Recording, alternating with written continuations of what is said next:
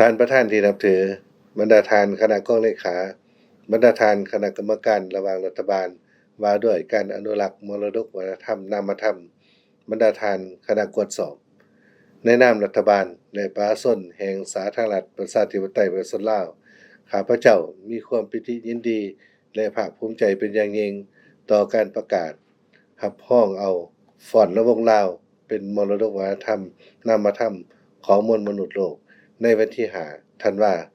ม2024โดยองค์การยูเนสโก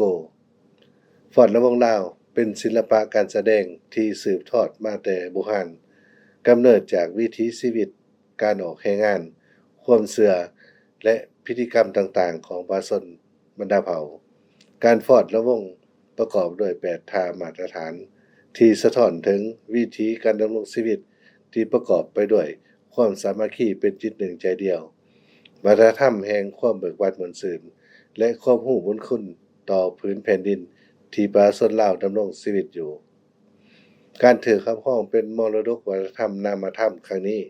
แม่นหมากผลของการอนุรักษ์รักษาและส่งเสริมมรดกวัฒนธรรมอันดีงามและเป็นมนต์เชื่อของประชาชนลาวบรรดาเผ่านี่บ่เพียงแต่สร้างเกียรติอันสูงส่งแก่ประชาชนลาวเท่านั้นแต่ยังเป็นการสร้างความรับรู้และเข้าใจเกี่ยวกับวัฒนธรรมและฮีตของประเพณีของประชาชนลาวบรรดาเผ่าที่สืบทอดกันมาหลายหุ่นคนข้าพเจ้าขอแสดงความขอบใจและสมเชยมายังทุกภาคส่วนโดยเฉพาะคณะกองเลขายูเนสโกคณะกรรมการระหว่างรัฐบาลว่าด้วยการอนุรักษ์มรดกวัฒนธรรมนามธรรมและพิเศษต่อประเทศปารากวัย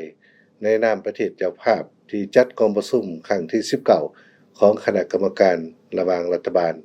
ว่าด้วยการอนุรักษ์มรดกวัฒนธรรมที่ได้ประกอบส่วนอันสำคัญเข้าในการรักษาและคัดจอดวัฒนธรรมอันยอดยิ่งที่ดีงามของมวลมนุษย์โลกเข้าในการพัฒนาแบบยืนยงของบรรดาประชาชาติก็คือการประกาศรับรองเอาฟ้อนระวงลาว